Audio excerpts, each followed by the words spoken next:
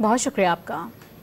JUI ने अपने senators को पार्टी की तहरीरी इजाजत के बगैर किसी भी आईनी तरमीम को वोट देने से रोक दिया है। JUI के पार्लिमानी रहनुमा मौलाना अताउर रहमान के दस्तखत से चारों सेनेटर्स अहमद खान, कामरान मुर्तजा, अब्दुल शकूर खान और मौलाना अब्दुल वासे को खतूत लिख दिए गए हैं। खत में वाज़ेह किया गया है कि अगर किसी सेनेटर्स ने पार्टी पॉलिसी के बगैर आईनी तरमीम को वोट दिया तो उसके खिलाफ नाअहली का रेफरेंस दायर किया जाएगा।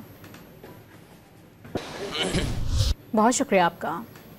JUI ने अपने सेनेटर्स को पार्टी की तहरीरी इजाजत के बगैर किसी भी आईनी तरमीम को वोट देने से रोक दिया है। JUI के पार्लिमानी रहनुमा मौलाना अताउर रहमान के दस्तखत से चारों सेनेटर्स अहमद खान, कामरान मुर्तजा, अब्दुल शकूर खान और मौलाना अब्दुल वासे को खतूत लिख दिए गए हैं। खत में वाज़ेह किया गया है कि अगर किसी सेनेटर्स ने पार्टी पॉलिसी के बगैर आईनी तरमीम को वोट दिया तो उसके खिलाफ नाअहली का रेफरेंस दायर किया जाएगा।